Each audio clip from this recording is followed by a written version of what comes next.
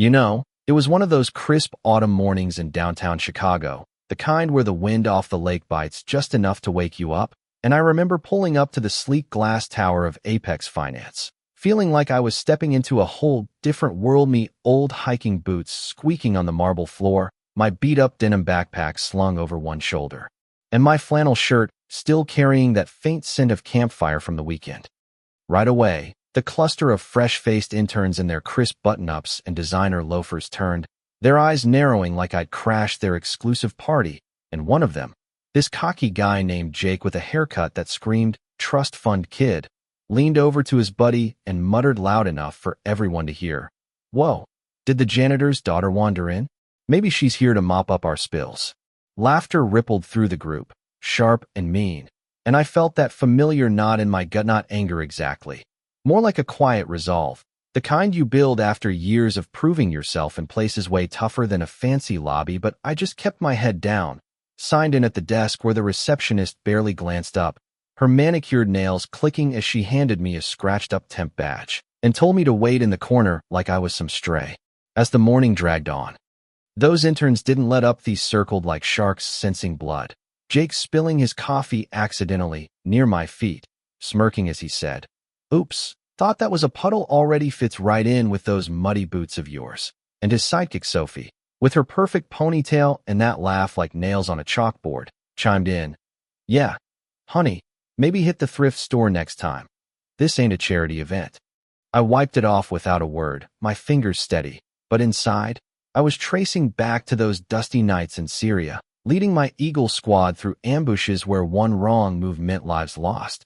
And here these kids were, their biggest battle probably fighting for a parking spot at Stung. Sure, but I reminded myself why I was there.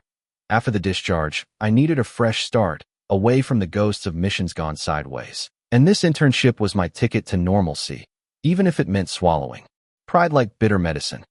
Sophie tossed a crumpled $5 bill at my feet during the coffee run, calling out, "Here, for your latte, looks like you could use the charity." And the barista froze, but I picked it up, smoothed it out, ordered my black drip, and walked away, feeling their stares like pinpricks, wondering if they'd ever understand that real strength isn't in flashy clothes or loud mouths. It's in enduring the storm without breaking. The tension built like a slow, burn-during orientation. They whispered about me being a diversity hire, or some mistake. Jake knocking his pen under my chair and sneering, "Fetch it, would ya? You seem used to being on your knees scrubbing floors." And Sophie snickering, "Or keep it, but it's fancier than anything in that ratty bag." I handed it back calm as ever, my eyes meeting hers just long enough to make her flinch, like she sensed something deeper, something unbreakable. And then the real twist hit when a secure flash drive went missing from the IT room, and Sophie pointed right at me, hissing. I saw her lurking around there, looking all shady, probably needs the cash. So the manager, this blowhard named Mark with a cheap tie and a Napoleon complex, stormed over, demanding to search my bag like I was a criminal. I slid it across without a fight, and as he dumped it out, can beans rolling, a spare sock tumbling, the laugh started. But then he pulled out my old Eagle badge, black with that silver eagle emblem, and the room went dead quiet, whispers kicking up. "Wait, that's from the Elite Ops unit, expired, but real." Mark's hands shook, but he blustered, "Doesn't matter, you're still just an intern." And I tucked it away, thinking of the brothers in arms I'd lost, the weight of command that taught me silence can be louder than screams. Things escalated in the breakout sessions paired with Jake and Sophie for a mock risk assessment project. They bulldozed ideas, Jake snapping at a quiet kid named Alex. "That's rookie stuff."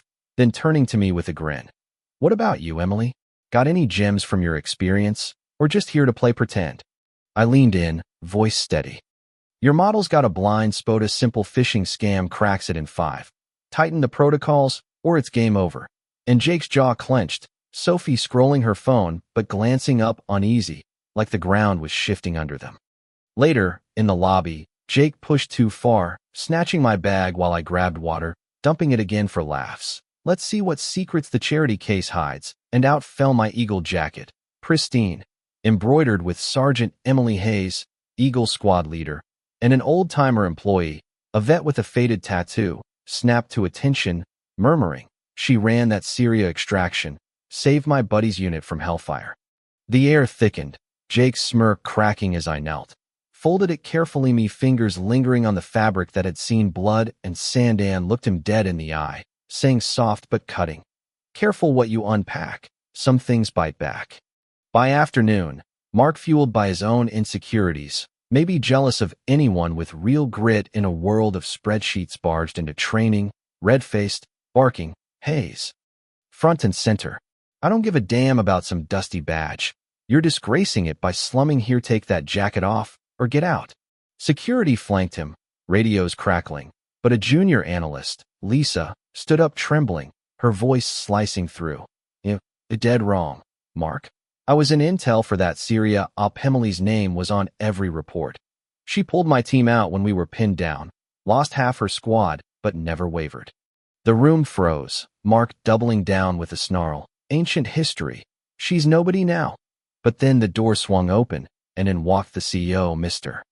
Harlan, silver-haired and sharp as a tack, his eyes locking on the jacket, and he stopped cold, saluting crisp and true.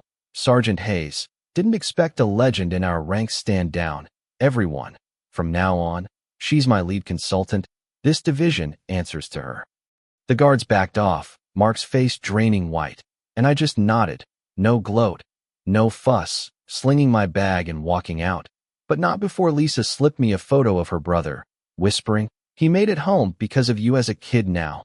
And I traced the edge, handed it back gentle. "Tell him I'm glad." Feeling that old ache mixed with quiet pride.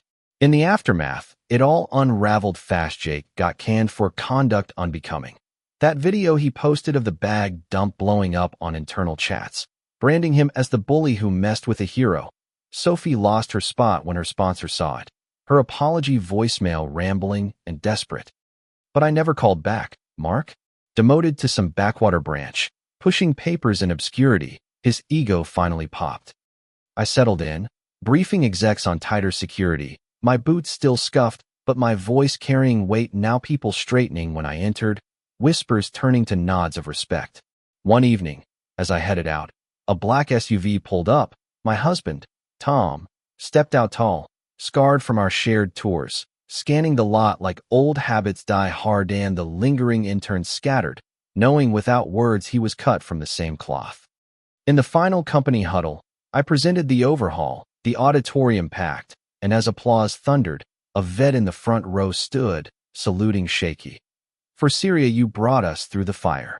Others joined, a wave of hands rising, and I paused at the door, nodding once, the echo of boots on sand fading into corporate halls. But here's the thing that sticks with me: is it justice? Or just the pendulum swinging? Those kids like Jake and Sophie. Yeah, they were cruel, but maybe they were just echoing the cutthroat world they grew up in, blind to real scars until smacked with them. And me? I never sought the spotlight, but sometimes silence invites the storm. What do you think? Is it fair that one hidden past flips the script, or should we judge folks on what we see first? Drop a comment below. Have you faced bullies who got their comeuppance, or been on the other side? Like if this hit home, subscribe for more real talk stories, and share your take on community clashes. We're all navigating this mess together.